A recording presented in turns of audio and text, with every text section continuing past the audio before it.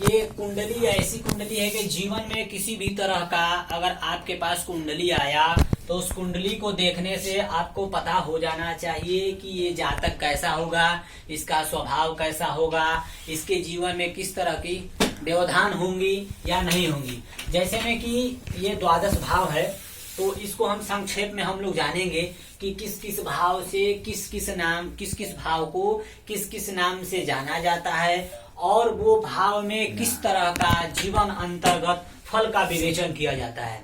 आज हम लोग का प्रश्न यही है कि द्वादश भावों के संक्षिप्त संज्ञा के विषय में जानेंगे और समझेंगे कि ये इस किस किस भाव से किस किस तरह का परेशानी या किस किस तरह का विवेचन कुंडली आने के बाद हमें करना है। जैसे ये देख लेते हैं कि ये हमारा लग्न है, इसे हम प्रथम भाव कहते हैं।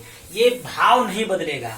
हो सकता है कि जो ग्रह आए टाइमिंग के अनुकूल, दिन के अनुकूल, तिथिवार नक्षत्र के अनुकूल हो सकता है कि टाइमिंग में इधर उधर हो जाए, लेकिन जो भाव होगा कि इसे लग्न कहते हैं, इसे देह कहते हैं, वो बदलेगा नहीं। वो जो आपका रहेगा वो वही रहेगा। जैसे देख लेते हैं कि ये लग्न है तो लग्न में अगर मान लेते हैं कि सूर्य बैठा है और 10 अंश पे वह अपने उच्च का होकर के बैठा है तो वो जो फल देगा उसका फल 70% सही होगा।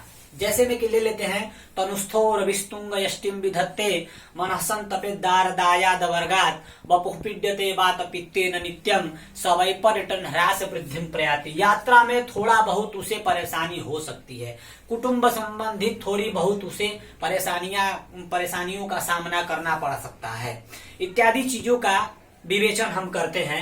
इसको हम लग्न कहते हैं। मैंने एक एग्जाम्पल दिया सूर्य का। हो सकता है कि इसमें चंद्रमा बैठा हो, मंगल बैठा हो, बुध बैठा हो, गुरु बैठा हो, 9 ग्रहों में कोई ग्रह अगर यहाँ बैठा हो या यहाँ 3-4-5 ग्रह एक ही साथ बैठे हो तो उनका सबका फल अलग अलग हो जाएगा। उसमें भी देखा जाएगा कि कौन ग्रह अपने मित्र का है, अपने शत्रु का है, अपने घर में बैठा है, उन सभी ग्रहों में सबसे प्रकोप किसका ज्यादा है या किसके आसनत्वात कौन ग्रह जाता है तो किसका प्रकोप कम हो जाता है, इत्यादि चीजों का इस लग्न से विवेचन करके हम उसका फल बताते हैं। जैसे इस लग्न से बस हम शरीर का निर्धारण करते हैं कि हमारा स्वास्थ्य कैसा रहेगा, हमारा शरीर कैसा रहेगा, हमारा वर्ण कैसा रहेगा, या जो जातक आएगा उस जातक का कैसा होगा, जिसकी कुंडली आएगी उसके कुंडली में हम कैसे देख करके बताएं। तो लग्न से जो है इसका बात हम लोग करते हैं। अभी हमारा द्वादश भाव 11 भाव हमारा बचा हुआ। अभी हम लग्न के विषय में जाने हैं कि लग्न संबंधी क्या करते हैं और क्या चीज का विवेचन नहीं करते हैं।